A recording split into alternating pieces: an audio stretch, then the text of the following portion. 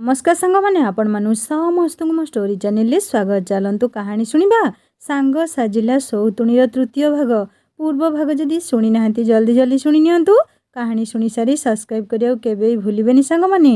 तुम जन्मदाता पुअटीर आशा हुए तो सेमानंकु अबाटकु नहीं जाइथिबो, किंतु तुमे आजिठु झियो नुहे सेमानंक सह पुअटीए होई कांधरे कांध मिसाइबो। देखिबो सब किछि ठीक होई जिवो।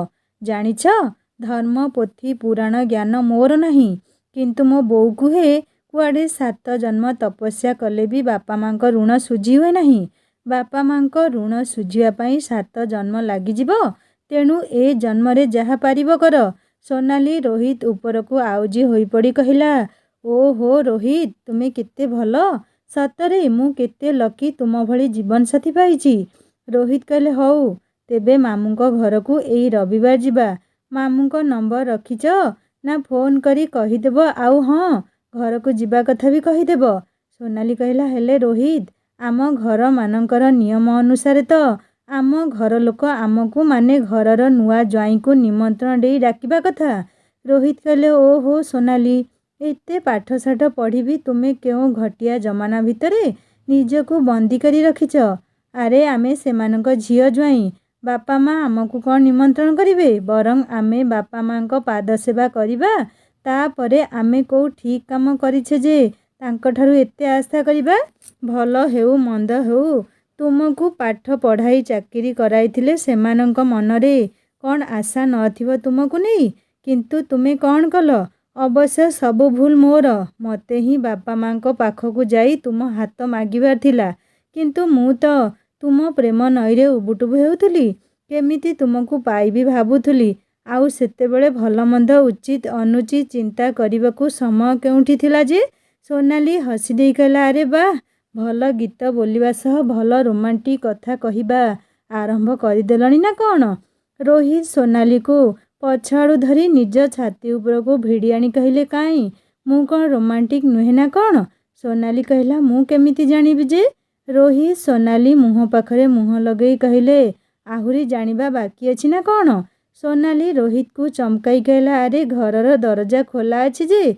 रोहित कहले धेत सबू मूड खराब करदेल, तुम झियो माने कौन एमिति ना कौन। ठीक प्रेम करिया समय दुनिया जाकर बाहाना।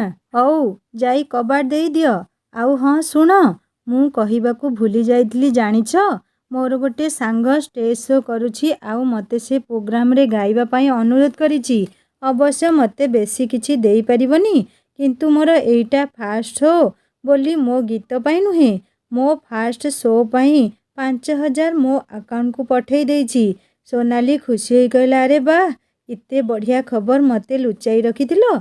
रुह रुह मु टिके ठाकुरंक पाद तळे तुलसी चढ़ेई दिए। रोहित सेमिति छिड़ा होइथांती। सोनाली मुंडरे ओढ़णीटीए पकाई गाधुआ घरे पाद धोई अगणारू तुलसाणी ठाकुरंक पाद तळे चढ़ाई मुंडिया मारी दौड़ी आसी रोहित को पाटिरे तुलसी देई कहिला मु आजी बहुत खुशी, तुमर एवं माँकर अनेक दिनर स्वप्न पूरा हेबाकू जाउची। टंका पैसारे मतलब नहीं, तुमर अनेक दिनर साधना जे सफल हेबाकू जाउची सेइटा ही बहुत बड़ खुशी। जा हो तुमे तुम स्वप्न को हाथ पाहांतारे पाइबाकू जाउछ, मु सतरे आज बहुत खुशी। सोनाली रोहित को कुंढेई धरी गेल करी पकाइला। रोहित भी सोनालीर खुशी रे खुशी होई ताकू जाबुड़ी धरी दुई घेरा बुलाई पकाइले। सोनाली रोहित को जाबुड़ी धरी कहला अरे अरे छाड़ मते प्लीज छाड़ ना। रोहित सोनाली को छिड़ा करी कहले सतरे आजी दिन आम पाई सबुठारु खुशीर दिन ना। आजी आमर सबु स्वप्न पूरण हेबाकू बसिछि। आमे दुहे खूब शीघ्र परिवार पाइबा, आउ मते नहीं मो माँ देखिथिबा स्वप्न भी पूरण हेबो। जानिछ सोना आमे रविवार मामू घर जिबा, आउ मंगलवार मु गीत पाई पूरी जिबी। गोटिए दिगरु मोर चिंता गला। मने मने अनेक धंदी हेउथुली तुमको केउठी छाड़िबी काहा पाखरे छाड़िबी भाभी भाभी निष्पत्ति नेइथिली गीत बोलिबाकू जिबी नहीं। सोनाली कहला बा मु आसीबा दिनरु मते न पचारी गछर पत्रटीए हलौ नथिबा मो स्वामी आ भितरे मते लुचाई एते बड़ निष्पत्ति नेइ गले। जा मु तुम सह आउ कथा हेबिनी, मु तुमर केही नुहे, तुमर आउ मो प्रति आग भली भल पाइबा नहीं। रोहित सोनाली को कोल को भिड़ी आनी कहले नाई रे मो जानू सेमिति किछि नुहे, ମୋତେ କେବଳ ତୁମ ଚିନ୍ତା। ଏତେ ବଡ଼ ଦୁନିଆରେ ତୁମ ଛଡ଼ା ମୋର ଆଉ କିଏ ଅଛି କହିଲ? ତୁମକୁ କାହା ପାଖରେ ଛାଡ଼ି ମୁଁ ନିର୍ଭୟରେ ଯାଇପାରିଥାନ୍ତି ଭାବିଲ? ମୁଁ ଯେ କେତେ ବଡ଼ ଟେନସନରେ ଥିଲି ତୁମେ ବୁଝିପାରିବ ନାହିଁ। ସୋନାଲି ରୋହିତଙ୍କ ଗାଲକୁ ହାଲକା ଭାବରେ ଚିପି ଦେଇ କହିଲା, ମୋ ବୁଧୁରାମ, ମୁଁ କ'ଣ ଛୋଟ ଛୁଆ ପପୁ ବୋତଲ ପିଉଛି ଯେ ମୋ ପାଇଁ ଚିନ୍ତା କରୁଥିଲ? ମୋତେ କେଉଁଠି ଛାଡ଼ିକି ଯିବ ଭାବୁଥିଲ? ଆରେ ବୋକା, ମୁଁ ଏଇ ଘରେ ଏକୁଟିଆ ଆରାମରେ ରହିପାରିବି। ମୋର କିଛି ଅସୁବିଧା ହେବ ନାହିଁ। ତୁମେ ଆରାମସେ ଯାଅ ବେଫିକର ହୋଇ। ରୋହିତ କହିଲେ, କେମିତି ଏକୁଟିଆ ଛାଡ଼ି ଯାଇପାରିବି ବୋଲି ଭାବି ପାରୁଛ? ଯଦି କିଛି ସୁବିଧା ଅସୁବିଧା ହୋଇଯିବ ମୁଁ ତ ସିଧା ମରିଯିବି। ସୋନାଲି ରୋହିତ ପାଟିରେ ତା ହାତ ଦେଇ କହିଲା, ପ୍ଲିଜ୍ ରୋହିତ, ଏମିତି କୁହ ନାହିଁ। ମୁଁ ମରିଯିବି ତୁମ ବିନା। ମୋର କିଛି ଅସୁବିଧା ହେବ ନାହିଁ। ଯଦି କିଛି ଅସୁବିଧା ହେଲା ତୁମେ ମୋ କଥା ନ ଭାବି ଆଉ ଗୋଟେ ଜୀବନସାଥୀ ଖୋଜି ନେବ, ଯିଏ ତୁମକୁ ମୋ ଠାରୁ ଅଧିକ ଭଲ ପାଉଥିବ, ମୋ ଠାରୁ ଅଧିକ ସ୍ନେହ ଦେବ। ରୋହିତ ସୋନାଲିକୁ ନିଜ ଛାତି ଉପରକୁ ଭିଡ଼ି ଆଣି ଜାବୁଡ଼ି ଧରି କହିଲେ, ପ୍ଲିଜ୍ ସୋନା, ଏମିତି କୁହ ନାହିଁ। ତୁମର କିଛି ହେବା ପୂର୍ବରୁ ମୁଁ ମରିଯିବି।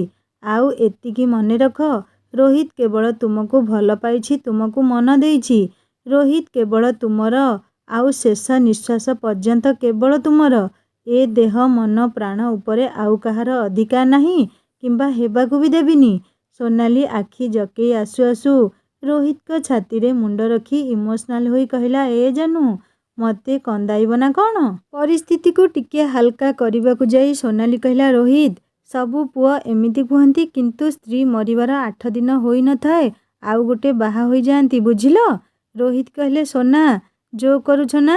ସୋନାଲି କହିଲା, ହଁ ରୋହିତ, ଟିକେ ପରିସ୍ଥିତି ଥଣ୍ଡା କରିବାକୁ ଜୋକ୍ କରିଦେଲି। ମୁଁ ଜାଣେ ରୋହିତ, ମୋ ବିନା ତୁମେ ବଞ୍ଚିପାରିବ ନାହିଁ, ଆଉ ସତ କଥା, ମୁଁ ବି ତୁମ ବିନା ମରିଯିବି। ରୋହିତ ସୋନାଲିର ଓଠରେ ଗାଢ଼ ଚୁମ୍ବନ ଦେଇ କହିଲେ, ସୋନା, ତୁମେ ମାମୁଁ ଘରେ ଯାଇ ରହିଯିବ, ନଚେତ୍ ମାମୁଁ ଘରୁ କାହାକୁ ନେଇ ଆସିବ ସାଥିରେ ରହିବାକୁ। ସୋନାଲି କହିଲା, ହଉ ଠିକ୍ ଅଛି।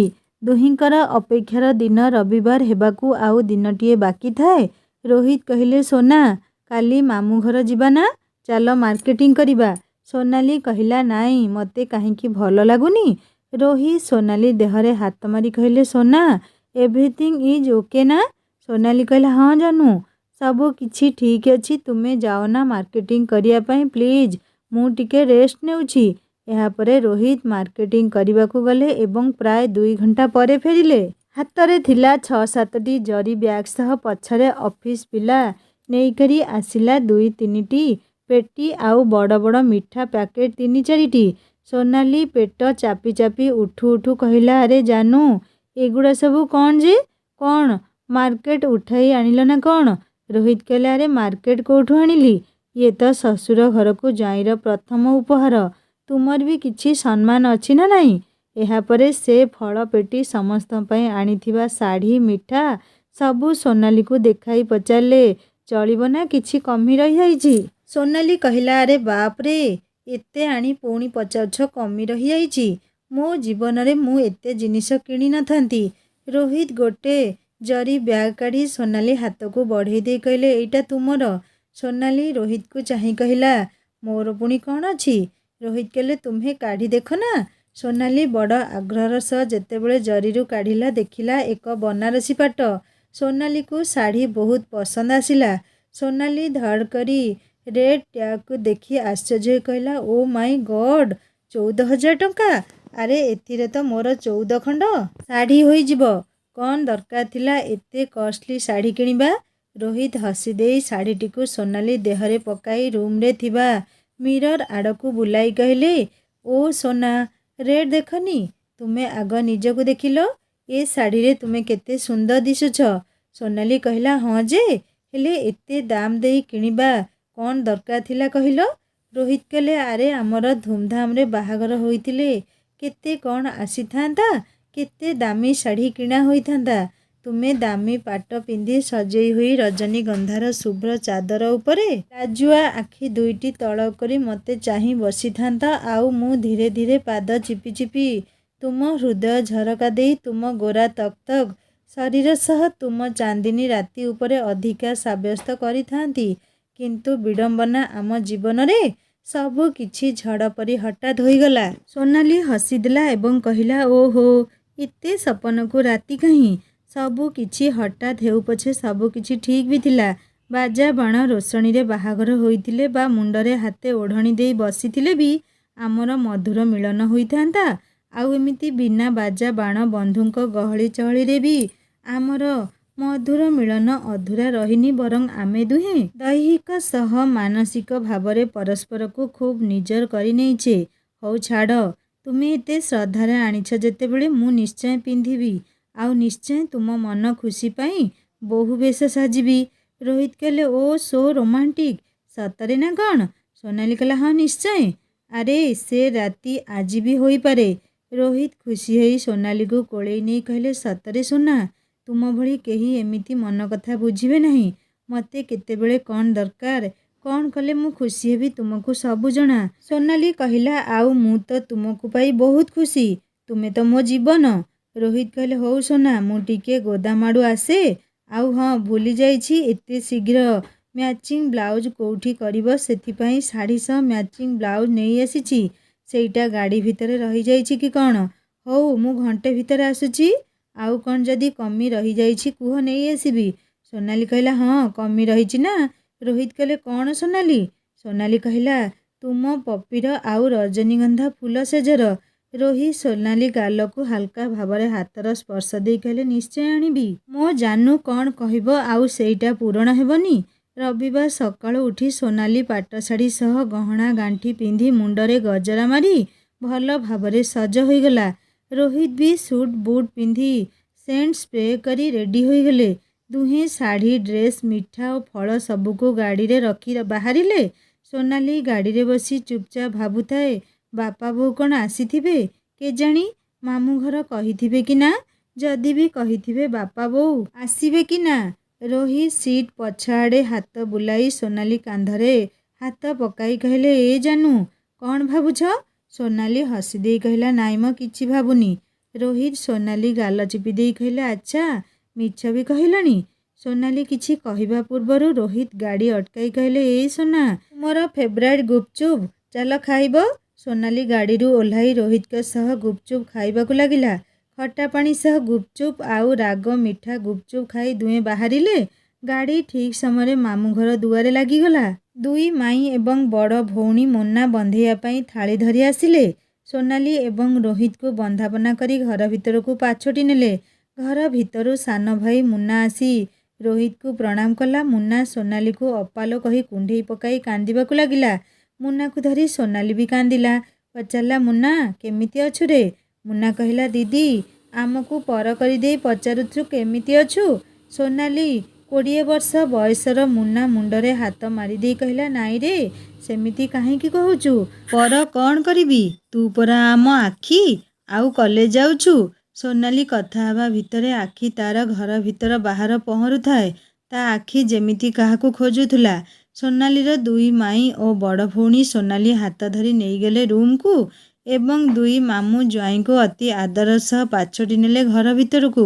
ସୋନାଲି ଘର ଭିତରକୁ ଯାଉ ଯାଉ ଦୁଇ ମାଇଁ କହିଲେ, ସୋନାଲି, ତୁମେ ପୁରା ସୁନ୍ଦର ଲାଗୁଛ, ଠିକ୍ ପରୀଟିଏ ଭଳି। ସୋନାଲି ବଡ଼ ଭଉଣୀ ମାମାଲି ସୋନାଲି କାନରେ କହିଲା, ଭାରି ଭାଗ୍ୟବତୀ ଲୋ ତୁ। ସୋନାଲି ଅଳ୍ପ ହସି ଦେଇ ଏବଂ କହିଲା, ତୁ ତ ରାଜକୁମାରୀ ଭଳି ଅଛୁ। ତୋର କ'ଣ ଭାଗ୍ୟ ଖରାପ ନା କ'ଣ? ମାମାଲି କହିଲା, ନାଇଁ ଲୋ, ସେ କଥା କହୁନି। ହଉ ଛାଡ଼େ। ସୋନାଲି ପଚାରିଲା, ବାପା ବୋଉ ଆସିନାହାନ୍ତି କି? ମାମାଲି କହିଲା, ଆସିବେ କହିଛନ୍ତି। ଏହାପରେ ସୋନାଲି ଓ ରୋହିତର ମାମୁଁ ଘର ତରଫରୁ ଖୁବ୍ ଚର୍ଚ୍ଚା ହେଲା। ରୋହିତ ବହୁତ ଖୁସି ଥିଲେ କାରଣ ତାଙ୍କ ଜୀବନରେ କୋଉ ବନ୍ଧୁ ଘର ଯିବା ଏବଂ ଏତେ ସାରା ସମ୍ମାନ ପାଇବା ପ୍ରଥମ ଥିଲା। ରୋହିତ ଜୀବନରେ ପ୍ରଥମ ଥର ଏତେ ସବୁ ଖୁସି ସାଉଁଟି ନିଜକୁ ଗର୍ବିତ ଅନୁଭବ କରୁଥିଲେ ଯେ ଏମିତି ବନ୍ଧୁ ଘର ପାଇଛନ୍ତି ସେ।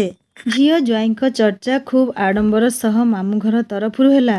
ରୋହିତ ଓ ସୋନାଲି ସମସ୍ତଙ୍କ ସହ ହସ ଖୁସି ବାଣ୍ଟୁଥାନ୍ତି। ଘର ଆଗରେ ବାଇକ୍ ଶବ୍ଦ ଶୁଭିଲା। ମୁନା ଘର ଭିତରକୁ ଆସି କହିଲା, ଅପା, ବାପା ବୋଉ ଆସିଛନ୍ତି। ସୋନାଲିର ଛାତି କାହିଁକି କେଜାଣି ଧଡ଼ପଡ଼ ହେବାକୁ ଲାଗିଲା। ସତେ ଯେମିତି ବାପାଙ୍କୁ ସାମ୍ନା କରିବାର ଶକ୍ତି ସବୁକୁ ଜୁଟାଇବାକୁ ପଡ଼ୁଥିଲା। ସୋନାଲିକୁ ପ୍ରଥମ ଥର ଅନୁଭବ ହେଉଥିଲା ସେ ଯେମିତି ବିରାଟ ବଡ଼ ପାପ କରିଦେଇଛି। ନିଜକୁ ମଜବୁତ କରିବାର ସାହସ ସଞ୍ଚୟ କରୁ କରୁ ଘର ଭିତରକୁ ପଶି ଆସିଲେ ତା ଜନ୍ମଦାତା ଏବଂ ଜନ୍ମଦାତ୍ରୀ। सोनाली रोहित को सेमानक परिचय दे दुही को प्रणाम कला। रोहित भी प्रणाम कले। सोनालीर माँ सोनाली को कुंढाई पकाई कहले केमिति अछि मो माटा। बोर स्नेहबोला कथा शुणी सोनाली आखिरु टप टप होई लुह झरीगला। रोहित को कोड़े नहीं सोनालीर बापा कहले तुम विषय सबू शुणिची बहुत खुशी लगुच जे मो झील भलरे अछि। सोनाली बापांक स्नेहरे खुशी होईगला। परिवारर समस्ते हस खुशी मजा करिले। रोहित को सोनालीर बापा बोऊ घर को जीवाकू निमंत्रण कले। रोहित एवं सोनाली सांगरे मुन्ना को धरी खुशी घर को फेरिले। रोहित का सह सोनाली भी बहुत खुशी थिला। एते बड़ भूल निष्पत्ति नेइजा परे एते मधुर संपर्क एवं स्नेहर आशा करि नथिला से। तेणु जेतेबेले आशा बाहरे स्नेह मिलिला दुहे बहुत खुशी होईगले। मुन्ना भी सोनालीर एते सुंदर घर एवं घरर आभिजात्य पूर्ण साज सज्जा देखि खुशी होईगला। रोहित भी एकमात्र शला को स्नेह देबारे कमी रखी नथिले। बहुत दिन परे भाई भौणी घर को फेरी गप्परे जमी जाइथिले। आगरू मुन्ना प्रति बापा माँकर अधिक स्नेह अधिक भल पाइबा देखि मुन्ना उपरे मने मने रागुथुला सोनाली। एते दिन परे मुन्ना को पाखरे पाई सबु राग भूली जाइथिला। मुन्ना को से एई किछि दिनर दूरता भितरे बहुत मिस करुथुला आउ बहुत भल पाई जाइथिला। बुझी सारिथिला जे प्रकृतरे मुन्नार एथिरे किछि दोष नाही। ताकू केवल ता भाग सह सोनाली भाग भल पाइबा मिलिथिला। एथिरे तार कौन भूल थिला? से कौन जबरदस्त सोनाली भाग स्नेह छड़ाई नेइथिला ना कौन?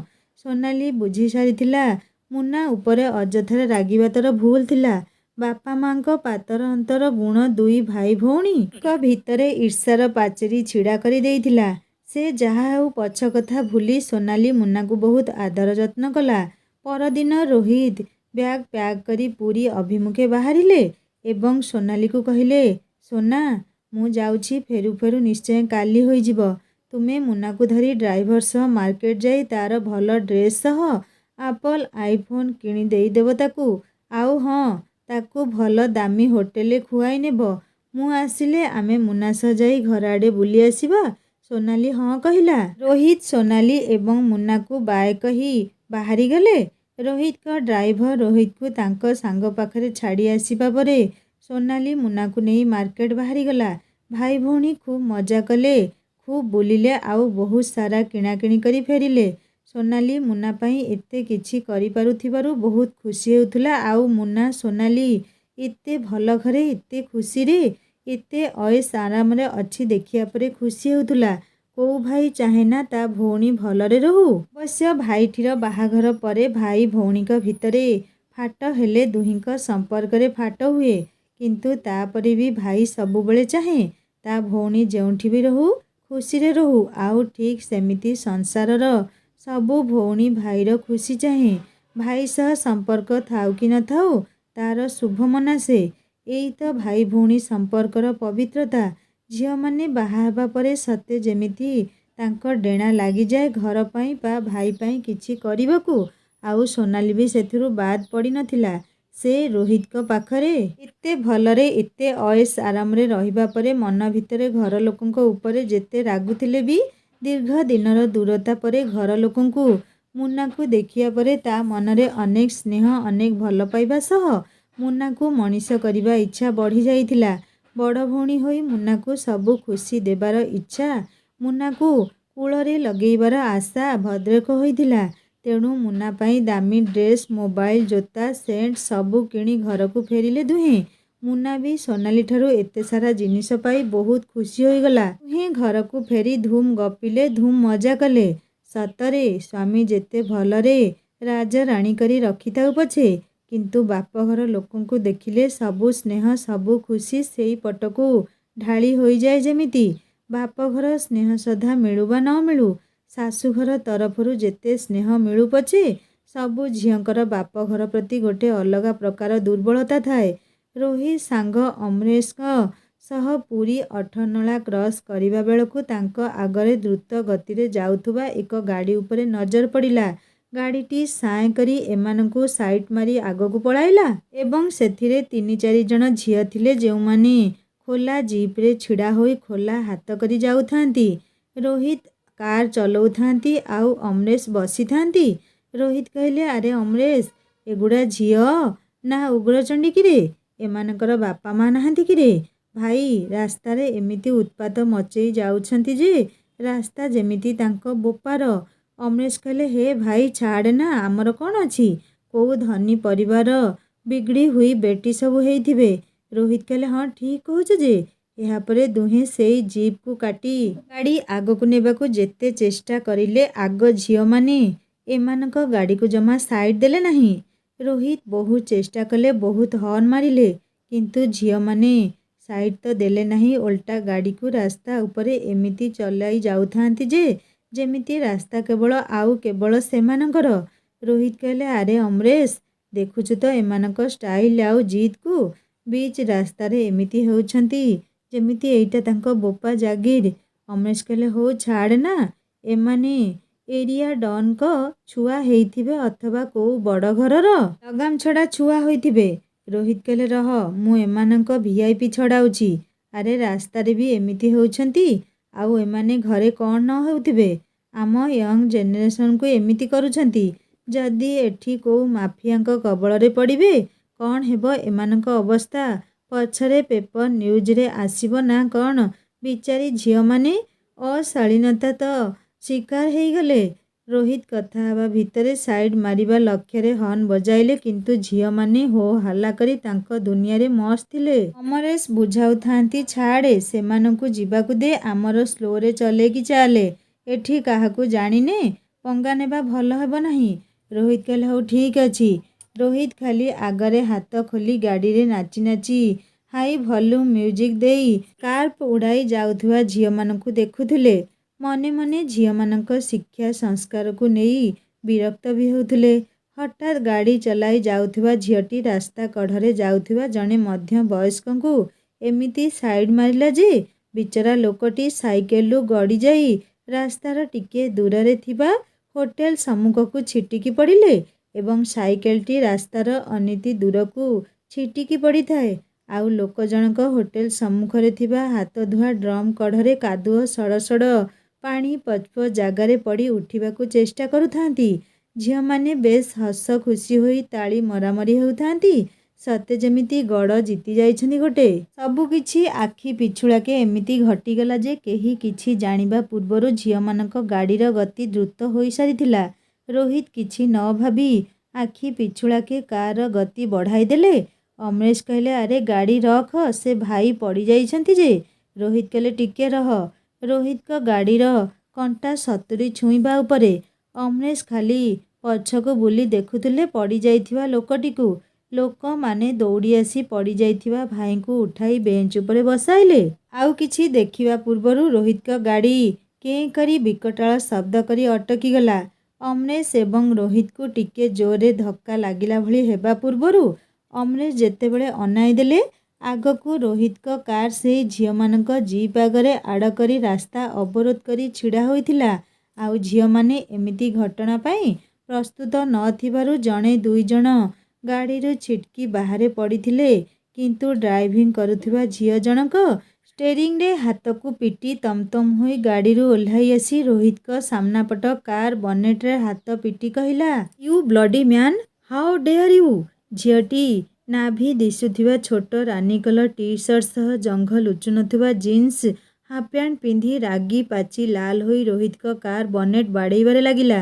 ଅମରେଶ କହିଲେ, ଏ ଭାଇ ଗଲା, ମୋ କାର୍ ଆଜି ଗଲାରେ। ରୋହିତ ଗାଡ଼ିରୁ ଓହ୍ଲାଇ ସିଧା ଝିଅଟିର ହାତକୁ ମୁଠେଇ ଧରିନେଇ କହିଲେ, ଓ ମ୍ୟାଡମ୍, ଏଇଟା ତୁମ ବାପା ଜାଗିର ନୁହେଁ, ବୁଝିଲ? ରାସ୍ତାକୁ ଯେମିତି ବାପା ସମ୍ପତ୍ତି ଭାବି ଦେଇଛ, ମୋ ଗାଡ଼ିକୁ ବି ସେମିତି ବାପା ସମ୍ପତ୍ତି ଭାବି ଦେଇଛ ନା କ'ଣ?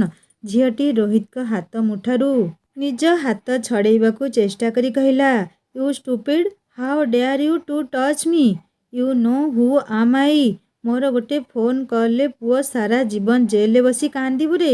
ରୋହିତ ଝିଅର ଅକଟ ଦେଖି କହିଲେ, I don't know who are you and I have also no interest. ଆଉ ମ୍ୟାଡମ୍, ଏଇ ଯୋଉ 2-4 ପଦ ଇଂଲିଶ ଝାଡ଼ୁନ, ମୋତେ ବି ଆସେ। ଲାଗୁଛି ମ୍ୟାଡମ୍କୁ ଓଡ଼ିଆ କହିବାରେ ତଣ୍ଟି ଲାଗୁଛି ବୋଧେ।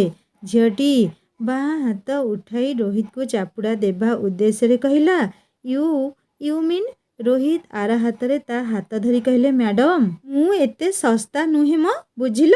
ଚାଲ ସେ ଭାଇଙ୍କୁ ଭୁଲ ମାଗିବ। ଝିଅଟି ଦାନ୍ତ ଚୋବାଇ କହିଲା, ଛାଡ଼ ମୋ ହାତ, ଛାଡ଼ କହୁଛି ପରା। କିଛି ସମୟ ପରେ ରୋହିତ ଝିଅଟିର ହାତ ଛାଡ଼ି ଦେଇ କହିଲା, ଛାଡ଼ିଦେଲି, ଏବେ ଚାଲ ସେ ଭାଇଙ୍କୁ ଭୁଲ ମାଗିବ। ଝିଅଟି ଗାଡ଼ିରେ ବସୁ ବସୁ କହିଲା, ସରି ମାଇ ଫୁଟ୍। ଝିଅଟି ଗାଡ଼ିରେ ବସୁ ବସୁ ରୋହିତ ଗାଡ଼ି ଚାବି କାଢ଼ିଦେଇ କହିଲେ, ଓ ଇଂଲିଶ ମ୍ୟାଡ଼ମ୍ ବେଟର ହେବ, ଚାଲ ଭାଇଙ୍କୁ ଭୁଲ ମାଗ। ଝିଅଟି ନାକରେ ଡାହାଣ ହାତର ବିଶି ଆଙ୍ଗୁଠି ଘଷି ଦେଇ କହିଲା, ଭୁଲ ପୁଣି ମୁଁ? Are you mad? ଲିଜି ମିଶ୍ର ଆଜି ଯାଏଁ କାହାକୁ ଭୁଲ ମାଗିନି। ଆଉ ପୁରୀର ବିଶିଷ୍ଟ ଶିଳ୍ପପତି ଏବଂ ରାଜନେତା ସୁଧାଂଶୁ ମିଶ୍ରଙ୍କର ମୁଁ ଏକମାତ୍ର କନ୍ୟା। ମୁଁ ଚାହିଁଲେ ତତେ ଏଇ ସାଙ୍ଗେ ସାଙ୍ଗେ ଲକଅପ୍ରେ ଭର୍ତ୍ତି କରିଦେବି। ଏହା କହି ସେ ମୋବାଇଲ କାଢ଼ି କାହାକୁ ଫୋନ୍ ଲଗାଉ ଲଗାଉ ରୋହିତ ଫୋନ୍ ଛଡ଼ାଇ କହିଲେ, ମ୍ୟାଡ଼ମ୍ ଫୋନ୍ ପଛରେ ଲଗାଇବ, ଆଗ ସେ ଭାଇଙ୍କୁ ବିନା କାରଣରେ ସାଇଡ୍ ମାରି ତଳେ ପକାଇ କାଦୁଅ ସଡ଼ ସଡ଼ କରିଛ, ଆଗ ଭୁଲ ମାଗ। ଲିଜି ଗାଡ଼ିରେ ଥିବା ଗୋଟେ ଟଙ୍କା ବଣ୍ଡଲ ରୋହିତଙ୍କ ଉପରକୁ ଫୋପାଡ଼ି ଦେଇ କହିଲା, ତୁମମାନଙ୍କ ଔକାତ ମୋତେ ଜଣା, ୟୁ ପୁଅର ପିପୁଲ। ରୋହିତ ସେହି ଟଙ୍କା ବଣ୍ଡଲ ସହ ଆଉ ଗୋଟେ ଟଙ୍କା ବିଡ଼ା ଲିଜି ହାତରେ ଥମାଇ ଦେଇ କହିଲେ, you rich girl come with me and apologize. ଲିଜିର ସାଙ୍ଗମାନେ ଝାଡ଼ିଝୁଡ଼ି ହୋଇ ଉଠି ସବୁ ଦେଖୁଥିଲେ ଘଟଣା ଆଉ ଆଗକୁ ନ ବଢ଼ାଇବା ପାଇଁ କହିଲେ, ଲିଜି ପ୍ଲିଜ୍ ସରି କହିଦେ, ମାମଲା ରଫା ଦଫା କର। ସାଙ୍ଗମାନଙ୍କ ଅନୁରୋଧରେ ଲିଜି ଗାଡ଼ି ବୁଲାଇ ପଡ଼ି ଯାଇଥିବା ଲୋକଙ୍କୁ କହିଲା, ଭାଇ ସରି, ନିଅ ଏଇ ଟଙ୍କା ଡ୍ରେସ୍ କିଣିଦେବ।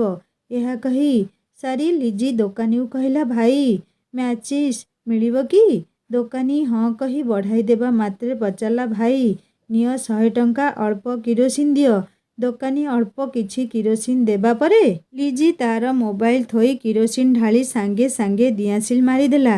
କେହି କିଛି ଭାବିବା ପୂର୍ବରୁ, କେହି କିଛି କହିବା ପୂର୍ବରୁ ଭୁସ୍ କରି ନିଆଁ ଲାଗି ଗୋଟେ ଧମାକାଦାର ଶବ୍ଦ ହୋଇ ମୋବାଇଲ ଛିନ୍ଛତ୍ର ହୋଇ 10 ଫୁଟ ଉପରକୁ ଉଠିଗଲା। ସମସ୍ତେ ଦୂରେଇ ଗଲେ ପଛକୁ। ଲିଜି ରୋହିତକୁ ଚାହିଁ କହିଲା, ତୁ ମୋ ମୋବାଇଲ ଛୁଇଁଲୁ ନା, ସେଇଥିପାଇଁ ଦେଖ କ'ଣ କଲି ତା ଅବସ୍ଥା। ଆଉ ଯଦି ମୋ ସହ ଲାଗୁ ତତେ ମୁଁ ସ୍ମାସ୍ କରିଦେବି। ରୋହିତ କହିଲେ, ମୋବାଇଲ ତ ଜାଳିଦେଲ, କିନ୍ତୁ ତୁମକୁ ଯେ ଛୁଇଁ ଦେଇଥିଲି।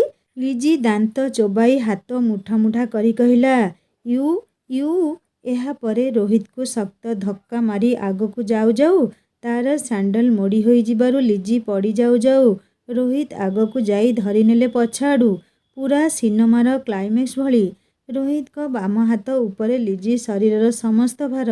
ଲିଜି ଆଖିରେ ରୋହିତଙ୍କ ଆଖିର ମିଳନ। ଦୁହେଁ ଦୁହିଁକି ଚାହିଁଥାନ୍ତି ଏକ ଲୟରେ।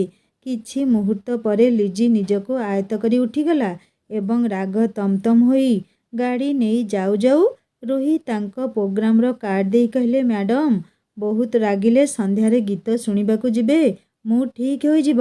ସାଙ୍ଗମାନେ, ରୋହିତ ଲିଜି ମିଶ୍ରର ଝଗଡ଼ାଟା ଏଇଠି ଥମିଯିବ ନା ଆଗକୁ କଣ୍ଟିନ୍ୟୁ କରିବ, ତାହା ଶୁଣିବା ନେକ୍ସଟ ପାର୍ଟରେ। କାହାଣୀ ଆଗକୁ ବହୁତ ଇଣ୍ଟରେଷ୍ଟିଂ ହେବ, ଶୁଣିବା ପାଇଁ ଅନୁରୋଧ ରହିଲା। ଯଦି କାହାଣୀଟି ଆପଣମାନଙ୍କ ହୃଦୟକୁ ଟିକେ ବି ଛୁଇଁ ପାରୁଥାଏ, ନିଶ୍ଚୟ ସବସ୍କ୍ରାଇବ୍ କରି ବେଲ୍ ଆଇକନ୍ ଦବାଇ ଦେବେ। ରହୁଛି, ନମସ୍କାର, ଜୟ ଜଗନ୍ନାଥ।